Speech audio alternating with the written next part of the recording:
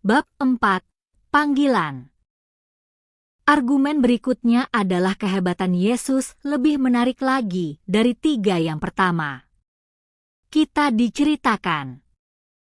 Kristus bisa bicara sewaktu masih di dalam buayan dan dikarunia kitab dan kenabian sejak masih bayi. Ini adalah bukti yang begitu jelas dan tuntas terhadap kehebatannya dari semua nabi yang ada. Berlainan sekali dengan ini, Muhammad mengaku menerima kitab dan kenabian ketika dia melewati usia muda dan memperolehnya di usia tua dan mungkin sekali meninggalkan cacat dalam pengalaman duniawinya. Karena itu Kristus lebih hebat daripadanya.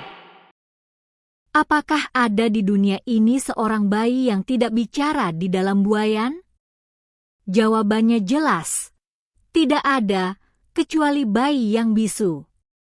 Dan Quran Suci membicarakan Yesus berbicara sejak masih di dalam buayan hingga masa usia tuanya. Dan dia akan berbicara kepada umat sejak dari buayan hingga masa tuanya. Quran Suci, Surat 3, ayat 45. Persoalan yang sama pentingnya ini sudah tentu harus mengikat dua-duanya. Jika kata-kata itu bisa diartikan bahwa itu menjadi pembicaraan ajaib di usia lanjut, sudah tentu kita bisa membenarkan perkataan di dalam buayan juga sebagai keajaiban, tak bisa lain. Makanya bisa dipertanyakan, bahwa jika hal itu dalam keadaan biasa, mengapa itu disebutkan sekaligus? Untuk ini ada 2 alasan. Pertama, untuk memberi hiburan kepada Maryam bahwa Yesus akan hidup sampai usia lanjut. Ada satu hadis dari Nabi Suci Shallallahu Alaihi Wasallam bahwa Yesus Kristus hidup hingga mencapai usia 120 tahun. Kedua, dan ini lebih penting untuk digarisbawahi, itu menunjukkan bahwa beliau akan melalui berbagai kondisi kehidupan sejak dari kanak-kanak sebagaimana orang lain melaluinya, sejak dari masa kanak-kanak yang masih belum mengerti apa-apa di dalam buayan dan akan melalui semua tingkatan alami hingga sampai rambutnya beruban. Dengan kata lain, beliau itu tidak lebih daripada manusia biasa. Poin kedua mengenai Yesus diberikan kitab dan kenabian sejak bayi. Yang sangat ditekankan dalam masalah ini rupanya ingin membuktikan tanpa ragu lagi bahwa Yesus Kristus jauh lebih unggul dari Nabi Suci Muhammad Shallallahu Alaihi Wasallam yang dikaruniai kenabian setelah melewati usia mudanya dan hampir mencapai usia lanjut. Inilah yang diisyaratkan mereka bahwa pengakuan kenabian di usia dewasa adalah berkat pengalaman duniawi dan bukan karena panggilan rohani yang berproses dari sumber ilahi. Inilah pandangan kontroversial Kristen yang sangat disesalkan. Karena merasa keberatan terhadap kemajuan Islam, maka betapa jahatnya mereka tidak mau menghormati perkara yang ditunjukkan bahkan oleh doktrin agama Kristen itu sendiri. Kapankah Nabi Ibrahim dipanggil kenabian? Kapan Musa dan Harun menerima risalah ilahi? Tidak adakah di sana pengalaman duniawi dalam perkara mereka? Masih satu pertanyaan lagi, kapan Kristus sendiri menerima risalah ilahi menurut kitab suci Kristen? Berapa usia Yesus ketika beliau dibaptis oleh Yohanes Pembaptis? Berapa usia beliau ketika langit dibukakan untuknya dan beliau melihat ruh ilahi turun bagaikan burung merpati dan kilat datang kepadanya? Apakah semua itu terjadi ketika beliau masih bayi, ataukah beliau sudah mencapai usia dewasa, yakni waktu berusia 30 tahun? Jika Injil memberitahukan kepada kita bahwa beliau menerima panggilan ketika berusia 30 tahun, apakah pantas bagi Kristen untuk memutarbalikkan Quran supaya Yesus bisa menerima risalah sebelum mencapai usia tua dan mengatakan ini sebagai bukti keunggulan beliau daripada Nabi Muhammad, sebab beliau menerima risalah pada usia 40 tahun? Senjata-senjata seperti itu harus dilenyapkan karena mereka membidikan itu kepada orang yang jauh lebih sukses terhadap kehidupan ini, tapi mereka benar-benar menggunakan tangan-tangan orang beragama yang alasannya mengajarkan kebenaran, lalu berbicara yang tidak baik terhadapnya. Sekarang marilah kita lihat apa yang dibicarakan oleh Quran Suci. Setelah membicarakan tentang kelahiran Yesus Kristus, Quran mengatakan lebih lanjut. Dia, yakni Yesus, berkata, "Sesungguhnya aku hamba Allah. Dia telah memberikan kepadaku kitab dan menjadikan aku nabi, dan Dia memberkatiku di mana saja aku berada, dan Dia memerintahkan aku untuk bersyolat dan membayar zakat sepanjang aku hidup." Quran Suci, Surah 19, ayat 30 hingga 31.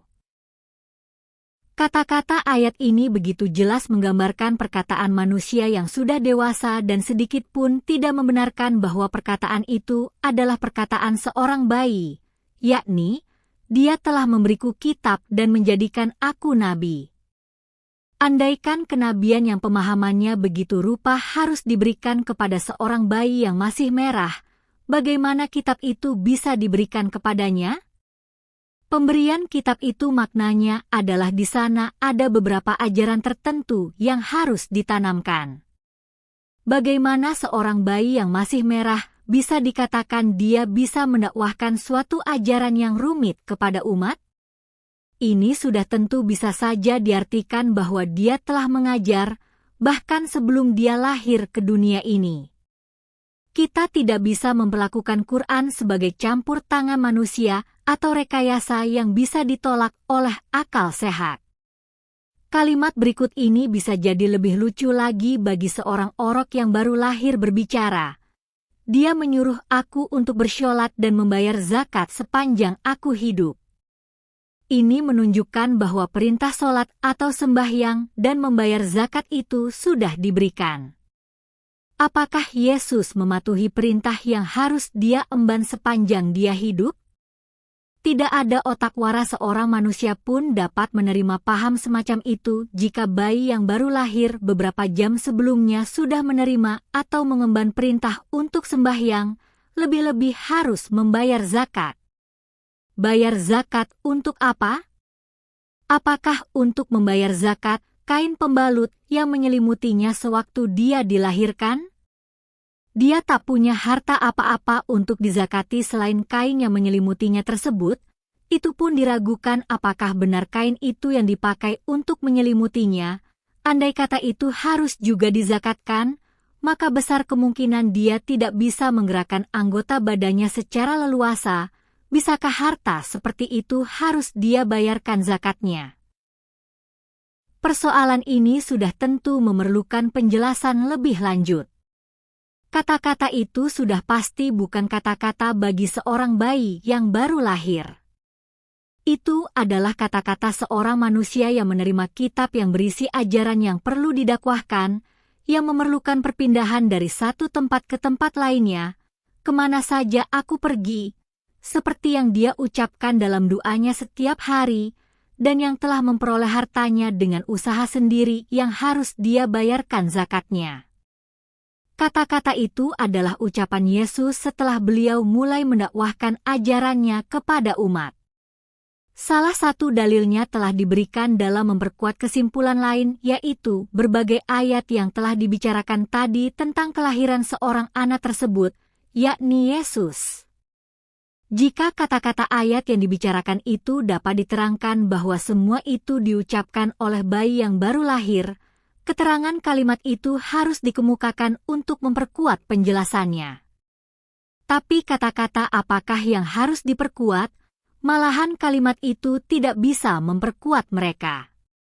Dan harus diingat bahwa dalam kisah para nabi yang terdahulu yang diceritakan di dalam Quran, bunyi ayat itu tidak bisa banyak membantu kita, karena Quran tidak menceritakan seluruhnya sejak awal hingga akhir, tapi seringkali menghilangkan bagian yang panjang dan hanya menceritakan bagian-bagian pokok peristiwa yang penting-penting saja untuk menyajikan maksud hubungan cerita tersebut.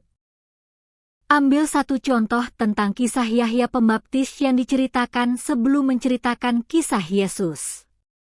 Di sana diceritakan Zakaria berdoa untuk putranya, dan beliau menerima kabar gembira bahwa si anak itu kelak akan lahir. Bagaimana aku bisa punya anak padahal istriku mandul? Jawabannya adalah, itu akan terjadi. Sesungguhnya dahulu aku menciptakan engkau tatkala engkau bukan apa-apa. Dia menanyakan apa tanda-tandanya, lalu diberitahukan agar jangan berbicara kepada orang selama 3 hari. Perintah itu dipatuhi, maka ia keluar dari tempat suci kepada kaumnya, kemudian ia mengumumkan agar mereka memahasucikan Allah pagi dan petang. Wahai Yahya, peganglah kitab kuat-kuat, dan kami memberikan hikmah kepadanya tatkala masih kanak-kanak. Quran Suci, Surat 19, ayat 9 hingga 12. Jika dipertimbangkan mengikuti kisah Yesus yang diceritakan setelah ini, kesimpulannya tak dapat dielakkan bahwa sekalipun 3 hari diamnya Zakaria belum terlampaui, waktu itu Yahya Pembaptis sudah ada di sana bersama kitab. Tapi kami tak dapat membenarkan gambaran kesimpulan itu karena kami tahu bahwa semua akan terjadi secara alami sebelum beliau menerima kitab yang kelak akan terjadi, cuma Quran Suci tidak menyebutkan itu. Begitu pula, dalam hal Yesus, yang berbeda ialah dirinya bisa dibayangkan oleh Maryam dan kelahirannya juga disebutkan. Kemudian hal itu diikuti oleh referensi singkat mengenai kependetaannya. Tenggang waktu kejadian itu tidak disebutkan, sama seperti dalam menceritakan Yahya. Di sana tidak ada bukti sedikit pun di dalam Quran bahwa hukum alam bisa mengabaikan perkara Yesus. Menurut Quran Suci, 40 tahun adalah usia sempurna bagi seseorang. Hingga ia mencapai usia dewasa dan mencapai 40 tahun, Quran Suci, Surat 46, ayat 15. Semua nabi dibangkitkan rata-rata pada usia 40 tahun, dan rupanya kesalahan dibuat oleh kaum Kristen dalam hal Yesus yang dikatakan ketika menerima panggilan ilahi dia berusia 30 tahun. Di sana tak ada perbedaan hitungan usia antara para nabiullah, meskipun salah seorang nabi diperkirakan telah dipanggil pada usia 30 tahun dan lainnya 40 tahun. Perbedaan ini tidaklah menunjukkan kehebatan salah seorang dari mereka, tidak pula seseorang itu jauh lebih hebat dari yang lainnya. Apa yang ditunjukkan oleh kebesaran Nabi Suci Muhammad, ialah pada 40 tahun pertama dari masa hidupnya begitu baik melaksanakan kebajikan yang semua itu menjadi saksi abadi terhadap kebenarannya, suatu kejadian yang tak terdapat pada diri para nabi lainnya termasuk Yesus Kristus. Yang paling mengakar di dalam hati Nabi adalah memikirkan kesejahteraan umat, bahkan sebelum beliau menerima panggilan ilahi yang utama, beliau telah melaksanakan pengabdian itu sebaik-baiknya di dalam setiap detik kehidupan dalam membantu orang-orang tak mampu. Karena inilah, sahabat yang paling dekat, yakni istrinya, Khadijah, membuat pernyataan berikut ini sesaat setelah Nabi Suci menerima panggilan ilahi. Jangan gelisah.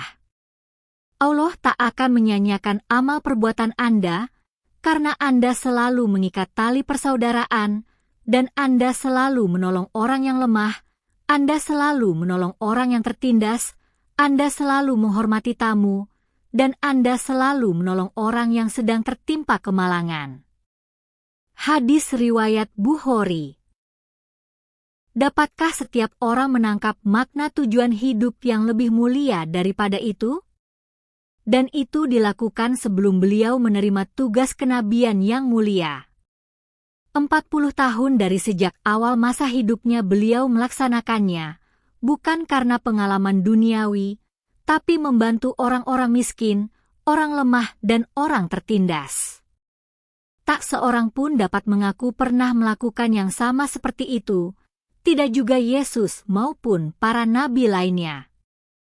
Kehidupan Nabi Suci dipersembahkan untuk mengabdi kepada kemanusiaan sejak kanak-kanak hingga akhir hayatnya, dan beliau menerima panggilan pada usia 40 tahun, beliau telah melaksanakan amal perbuatan kenabian yang paling mulia jauh sebelumnya.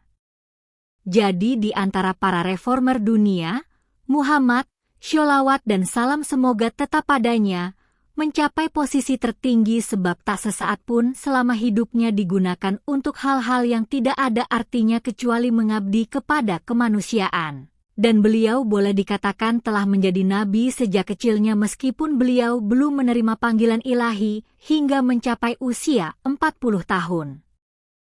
Keadaan lain yang membuat beliau lain daripada yang lain di antara para nabi dunia adalah suatu kenyataan bahwa ketulusan beliau begitu mulia dan sempurna. Sebelum beliau menerima panggilan tugas kenabian, beliau tidak hanya memerlukan pembaptisan oleh seseorang seperti Yesus, namun lebih dari itu. Seluruh bangsa sudah begitu yakin terhadap keagungan maupun kebajikannya yang menakjubkan itu. Begitu dalam kesadaran, ketulusan maupun kesolehannya, hingga beliau diberi gelar sebagai Al-Amin atau orang yang sangat tulus atau paling amanah. Penghargaan ini diberikan oleh orang-orang yang keras kepala seperti bangsa Arab bahwa beliau berperilaku sangat baik sekali, dan kehormatan ini tidak diperoleh oleh para nabi lainnya. Jadi 40 tahun pertama sejak masa hidupnya, tidak saja melaksanakan pengabdian terhadap kemanusiaan, namun pada saat yang sama pun mereka telah melihat bukti kesolehannya yang sempurna. Terhadap perkara inilah Quran Suci memberi perhatian khusus dengan firman-Nya. Katakanlah, sesungguhnya aku telah hidup di tengah-tengah kamu bertahun-tahun sebelumnya. Apakah kamu tak mengerti? Quran Suci, Surat 10, ayat 16.